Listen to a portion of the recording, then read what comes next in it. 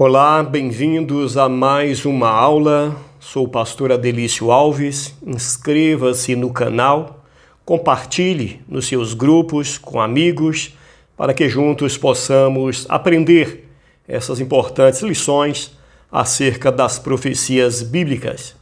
Esta é a 9ª aula. Na aula anterior, portanto, na 8ª aula, nós falamos sobre guerras e sedições. Falamos por que sempre houve guerras e sedições, mas o Senhor pontua algumas guerras. E nesse caso, em Lucas 21:9, o Senhor fala de guerras num contexto de sedições. Iremos entender melhor. Falamos da Revolução Francesa, que é quando essa sedição, também em um contexto de guerra, ganha dimensões universais.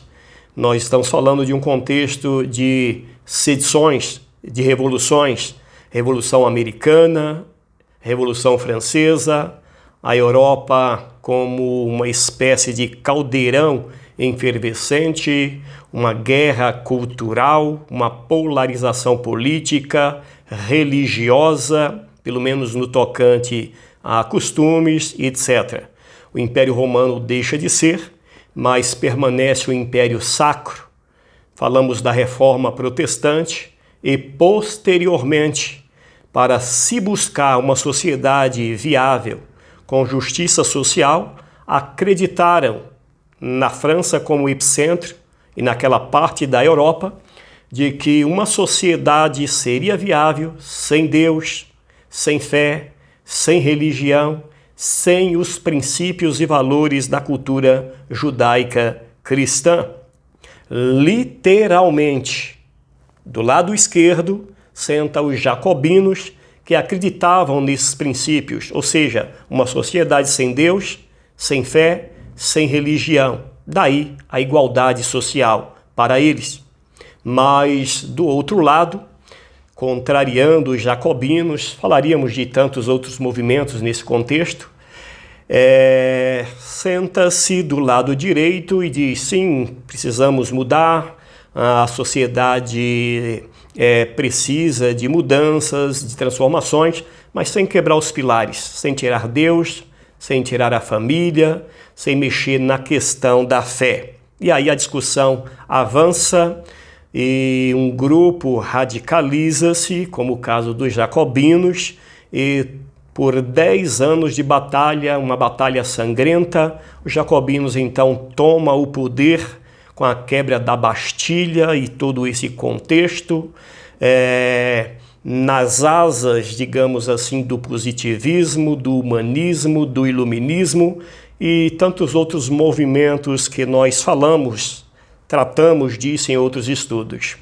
O fato é que aquela sociedade que agora parecia ser viável, culmina-se com um lastro de destruição, fome e miséria. Muito bem.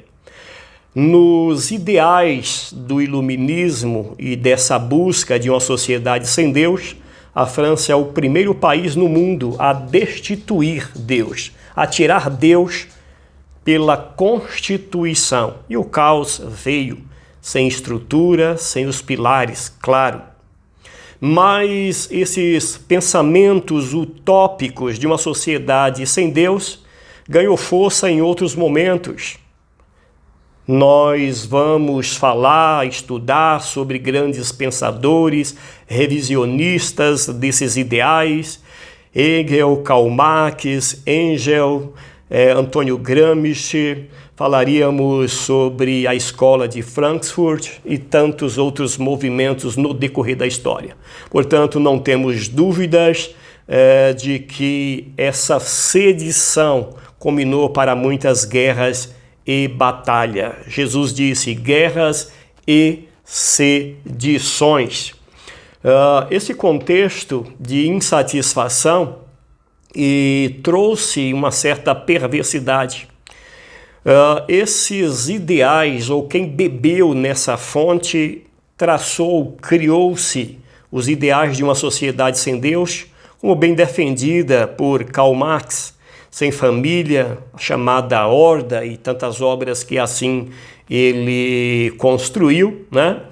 E daí uma engenharia social, gramscismo influenciando governos ditatoriais, comunistas, como por exemplo Stalin, antes Lenin, depois Mao Tse-tung na China.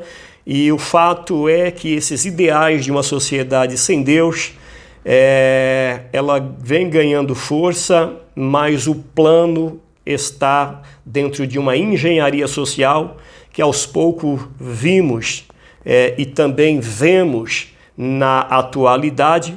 E citaríamos nomes e teorias, como por exemplo teoria queer, ideologia de gêneros. Todos esses movimentos beberam nessas fontes.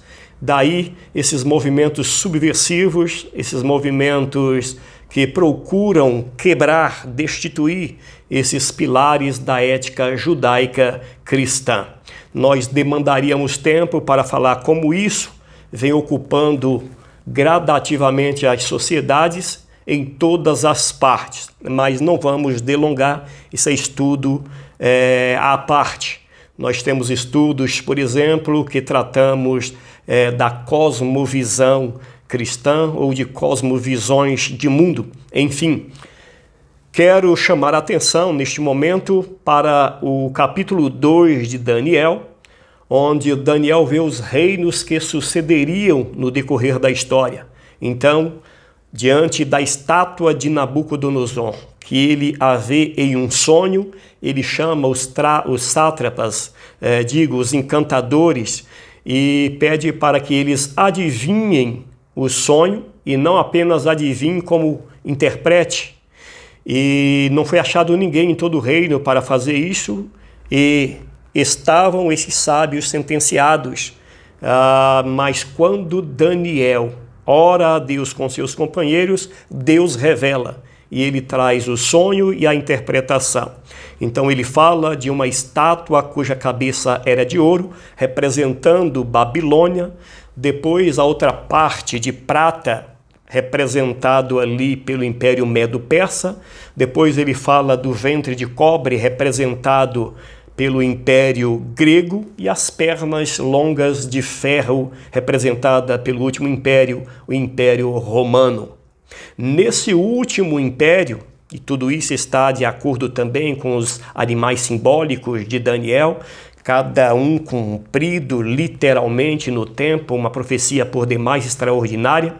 Mas as pernas chamam a atenção porque se trata do último império e ela estava misturada no seu final com barros. Daniel ficou inquieto, Daniel quis saber a razão do barro no ferro daquele império, portanto, e o anjo Gabriel disse: ó Daniel, o barro que viste é porque nos últimos dias esse império se misturará com a semente humana. Todas as vezes que vimos a expressão barro na Bíblia, aponta para o homem, que foi feito do barro, que foi feito do pó. Davi disse: Deus conhece a minha estrutura e sabe de que eu sou pó. Todas as vezes que lemos sobre pó, aponta para o homem.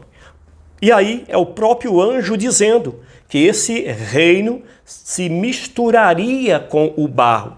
Mas é interessante o que o anjo diz: ó Daniel, assim como o barro é frágil e não pode prevalecer sobre o ferro, por fim o barro vai tombar e o império de ferro ressurge. Então, a profecia está lançada de que nos últimos dias o tipo de governo, de sistema governamental, de regime governamental que prevaleceria era um governo humano. Em outras palavras, o regime democrático, onde, em tese, o povo, o poder emana do povo.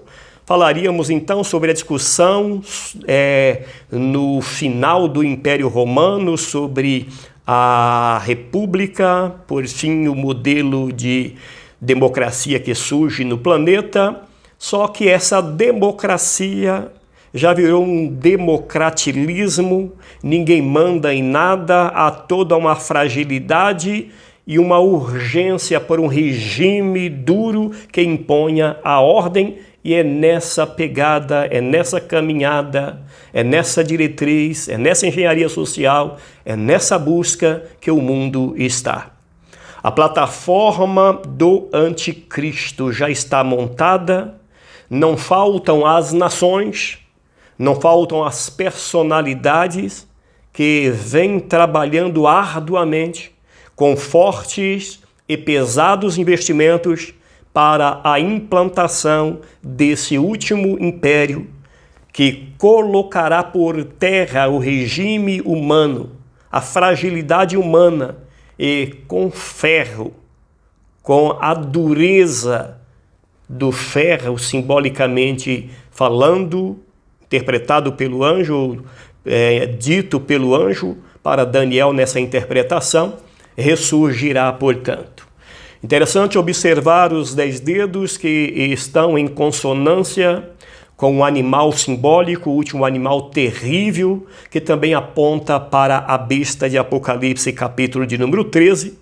Nós falaremos disso na próxima aula. Mas antes, percebam que os princípios e os valores cristãos, essa ética cristã, judaica, está cada vez mais sendo disseminada. Isso que ganhou força no mundo ocidental, que passou a ser modelo de regime através desse modelo também protestante, como o capitalismo, não selvagem da forma que se encontra, mas quando ainda pela Carta Magna regido, acerca dos direitos fundamentais, também não os direitos como se vê. Portanto, como se percebe, tudo foi corrompido.